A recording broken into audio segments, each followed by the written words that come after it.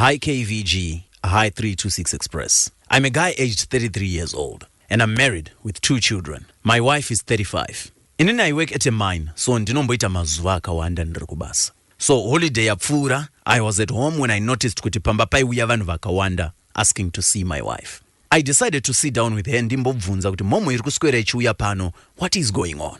Ndipo paakandiudza kuti akuita zveku rapa kubatsira vanhu nemishonga yechivanhu. She explained kuti her family is aware of this gift and knew a time would come kuti atange kuita zvekubatsira vanhu. Zvakandinetsa kuti why was she hiding it from me? Anyway, inini I don't go to church, but ndinoteedzera tsika dzechi Christu. I called tete vake vakati taura nevabereki vake, iyi yandiremera. So mhuri yake, that is her mom and dad, vakandiudza kuti zvinhu zvatakaudzwa izvi takazviudzwa achiri mudiki nemadzisaikuru edu. So vakanditi wotogamuchira. Inini my issue is I can't live in the same house nenganga. Ko vana vangu vanodzidzei.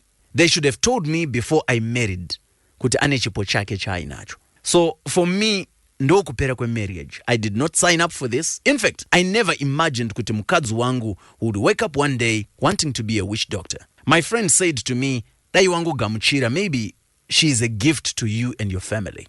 Shamari yangu uyu anotoputa ubute, so advice yake I think iri biased. Pandakapedzisira kutaura naye nenhau iyi, iye aiti unobatikana sei kuti ndiri kuita zvechivanhu iwe usingaende kuchechi. Bhaibheri hautoverenge. So why do you feel uncomfortable? Hauna right to judge me because this is my calling. I asked her to stop, but haasi kumira. I don't understand the level of disrespect. Ningawina here nyaya iyi kana mhuri yake yasimbisa. So guys, would it be fair ndikamurambidza kuitira zvinhu zvake padhuze nevana vangu, and if she moves out pachine marriage here apa? Ndiyo nyaya iri kuramba ichinetsa kumba kwangu. Please help.